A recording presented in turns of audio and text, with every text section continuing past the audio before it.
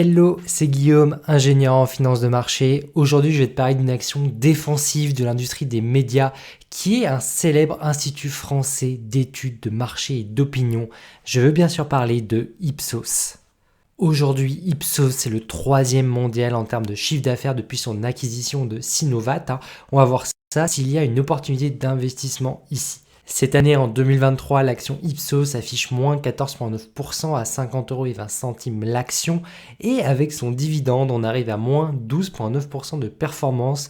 Donc voilà, le dividende, on ne pense pas vraiment la dérouiller de 2023 pour l'action Ipsos, qui pourrait être aujourd'hui en solde du coup à ce prix de 50 € l'action, c'est ce qu'on va voir. Alors si on dézoome depuis 1999, l'action affiche plus 428% à son prix de 50 € l'action aujourd'hui, avec plus 19 € de dividendes versés sur 24 ans. Là on arrive quand même à un facteur multiplicatif, plus qu'un x7 avec dividendes. C'est impressionnant, sur long terme ça mérite d'aller voir tout ça de plus près. Au passage, c'est important pour ne pas manquer ma prochaine vidéo d'analyse d'action fondamentale, abonne-toi. Alors Ipsos, c'est 2,4 milliards générés, dont presque 50% de son chiffre d'affaires grâce à son activité d'études marketing ciblée pour les consommateurs. L'objectif, c'est de fournir à ses clients, les chaînes de médias, les gouvernements, les entreprises aussi, son expertise sur le marché social pour aller déceler les tendances d'opinion, les motivations des citoyens si on veut, qualitativement et quantitativement. En termes de chiffre d'affaires, Ipsos réalise aussi bien sûr des études plus spécifiques réservées aux clients et salariés d'entreprises, donc pour presque 20% de son chiffre d'affaires. Elle compte aussi deux autres activités, d'études citoyennes et de santé, médecins et patients. Alors oui, sa dernière publication de résultats, Ipsos a baissé ses objectifs de résultats. Et ça, c'est pas bon en général, bien sûr. Après, aujourd'hui, son objectif de croissance organique, il est à 4%, contre 5% à sa dernière publication de résultats. Ici, je pense que 4%, c'est clairement atteignable selon moi.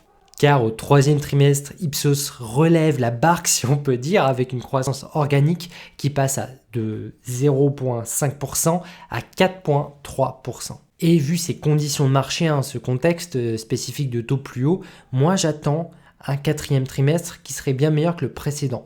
Parce que là, je vois qu'il y a une demande qui est plus importante en Europe, qui affiche un momentum avec 6,8% ce dernier trimestre, avec une forte demande aussi en termes de clients sur le secteur public, aussi sur l'industrie du voyage.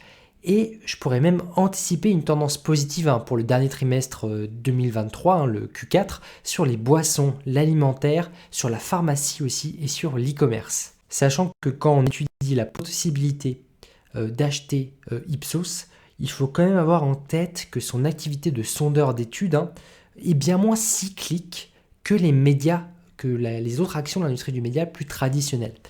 En fait, moi, ce sentiment de reprise de sa croissance ici, c'est pour ça qu'il me paraît crédible et du coup pas forcément corrélé avec d'autres valeurs cycliques des médias. Et oui, généralement, l'industrie des médias dépend beaucoup des revenus de la publicité, et c'est ces revenus-là qui sont cycliques pour les autres, alors que les études, elles, sont plus lissées dans le temps, si tu veux, en termes de demande le long de l'année. Alors financièrement, Ipsos délivre une marge opérationnelle qu'on pourrait qualifier d'honorable, mais pas exceptionnelle, à 13%. Donc là, le management, il est confiant quand même pour confirmer une marge à ce niveau, mais dans les années futures, il faudra quand même être plus exigeant là-dessus. À la mi-année, Ipsos a délivré 70 millions de bénéfices nets, c'était assez décevant. Pour le troisième trimestre, donc pour les 9 premiers mois de l'année, moi là je fais une estimation à 105 millions de profit pour Q3. Donc oui, Ipsos, après une claque de moins 30% comparé à 2022 en termes de bénéfices nets. Ça voilà, c'est indéniable. Et ça s'explique par des frais en augmentation avec l'inflation, des coûts des salariés, etc. Ça c'est assez classique dans pas mal de boîtes. Et aussi sur des coupures de budget de clients, notamment de la tech en début d'année et d'autres secteurs. Et c'est pour ça que le démarrage n'a pas été grandiose en 2023 et qu'on a ce chiffre-là. Après, l'objectif là, c'est de se placer en investisseur pragmatique, donc voir ce qu'on peut anticiper, c'est ça qui est le plus important. Donc moi, la tendance là, je la vois revenir autour de 4% pour le dernier trimestre de l'année, et donc potentiellement un peu plus de 142 millions d'euros de bénéfices nets pour l'année. Puis, en 2024, il faudra voir si ça se confirme et que ça reparte en fait sur un rythme avec une tendance annuelle qui est supérieure à 5% par an. Alors oui, une reprise à 5% par an, tu me diras, ouais, c'est pas fou, et tu auras raison, mais là on parle de l'industrie des médias.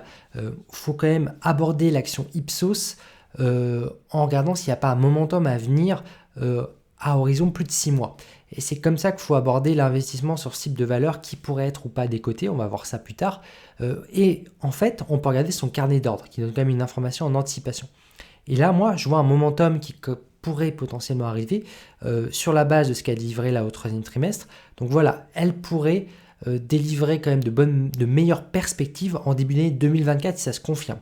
Car là, la reprise, potentiellement, elle a déjà commencé à se faire sentir, mais dans le futur, c'est par son carnet d'ordre. Donc ça peut être l'opportunité potentiellement d'acheter l'action si elle est bien pricée, en anticipation que ses fondamentaux se renormalisent, tout simplement. Alors aujourd'hui, pour savoir si l'action Ipsos est sur ou sous-pricée, on va aller chercher un indicateur fondamental pour estimer de combien. On va prendre le PE ratio, donc le rapport de la capitalisation sur les bénéfices nets, qui est beaucoup plus intéressant que juste regarder un graphique de prix. On va prendre aussi mes hypothèses en anticipation pour l'an prochain 2024, parce qu'il faut toujours regarder en anticipation ce qui peut se passer. Le passé, ça ne nous intéresse pas. Aujourd'hui, pour Ipsos, moi j'arrive à un PE ratio en anticipation de 15 avec mes hypothèses pour début de 2024. Et 15, historiquement, pour ce type de business, faut rappeler que c'est plutôt autour de 11 le PE ratio. Donc là, on est quand même pas sur un PE ratio qui est OK. Donc pour moi, Ipsos est encore surévalué en final. Donc voilà, fondamentalement, moi je pense qu'elle est surpricée encore, malgré la baisse de 30% de ses bénéfices nets, qui n'a pas encore été complètement pricée dans le prix de son action. Donc là, moi, à 50 €, j'achète pas Ipsos. Par contre, 40 €, ça pourrait être un prix qui ferait plus sens par rapport à son industrie des médias. Alors voilà, c'est dans ces moments qu'une stratégie de chasseur de soldes, si on veut, sur des business résilients dans le temps, comme celui des médias, qu'on peut aller chercher peut-être une petite tactique. Parce que là, je pense que personnellement, ça peut être intéressant de suivre, donc le mettre Ipsos, l'action Ipsos, dans une watchlist, dans une liste de suivi, pour voir si elle revient sous les 40 €, en mettant une petite alerte. Pour voir, voilà, si à ce moment-là, quand la valorisation sera plus adéquate, on pourra alors étudier si l'achat de l'action est plus cohérent sur le long terme. En théorie, à 40 € avec son carnet d'ordre, ça pourrait être intéressant à mon sens, en allant chercher du coup une performance annuelle qui serait entre 5 à 7% moyenne par an, avec un dividende à 2,5 voire à 3%. En réinvestissant après la taxe, ça ferait peut-être du 9%. Donc ici, l'idée, c'est de garder l'entreprise sur une liste de surveillance et de mettre une alerte à 40 € pour réétudier un scénario d'investissement long terme, tout simplement. Le tout en ayant conscience d'un risque plutôt faible à 18% qui pèse modérément sur les investisseurs du groupe. Voilà, souvent, je parle de cet indicateur de risque. Je ne m'étends pas trop là-dessus. J'explique ça plus largement dans ma formation et dans mon programme Investir avec pragmatisme. Bref, voilà, je t'ai présenté une action plutôt défensive dans l'industrie des médias, intéressante à minimal, à suivre avec l'action Ipsos. Maintenant, je t'invite à découvrir mon outil en ligne comparatif de frais et de spread des courtiers et banques. C'est gratuit, c'est sur guistorm.com. Voilà, comme d'habitude, sur ce, restons pragmatiques. Allez, ciao!